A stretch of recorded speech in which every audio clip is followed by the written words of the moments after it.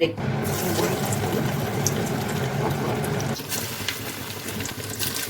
হয়ে গেছে। এই যে এটা 200 গ্রাম কুচো চিংড়ি আছে। এটা ধুয়ে তারপরে এটা বড়া বানাবো। কুচো চিংড়ি বড়া খুব ভালো লাগে। এবার ধুয়ে নিই ভালো করে, এতে বাছতে হবে না, 2-3 বার ধুতে হবে। ধুলেই এটা মাগাটা বেরিয়ে যাবে।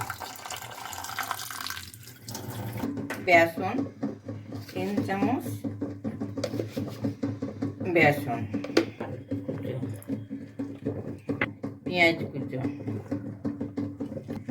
মাঝারি সাইজের একটা পেঁয়াজ কুচো করে দিয়েছি। এই ধনে পাতা,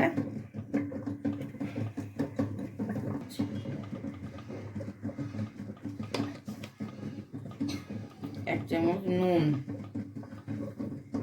মেখে নিই বড়া বানানোর জন্যে, ভালো করে মেখে নিয়ে তারপরে বড়াটা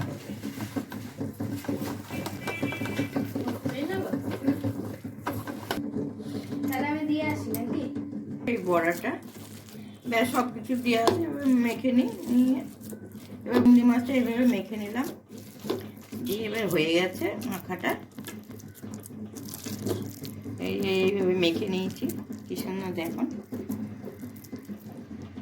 এবার মাখা হয়ে গেছে। এবার এই যে হয়ে গেল, এটা এবার রেখে দিলাম। এবার গ্যাস জ্বালাবো, জ্বালিয়ে দিলাম।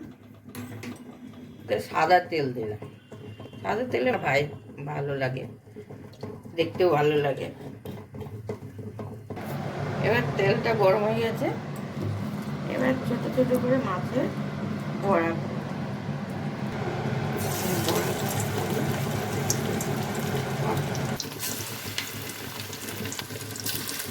করে নিতে হবে।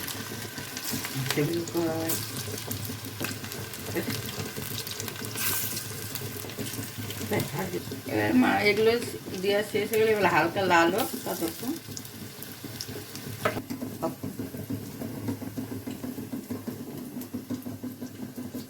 এক পিঠ হয়ে গেছে, এবার উল্টিয়ে দিই মাছটা। উল্টে দিলাম, এক পিঠ হয়ে গেছে। এই যে কি সুন্দর হোক, এটা ভালো করে লাল মুচমুচে হবে, দেখতে ভালো লাগবে। মনে হলো চিংড়ি মাছের কুচো বড়া হয়ে গেছে। এবার তুলে দিই, ভাজা হয়ে গেল। এই যে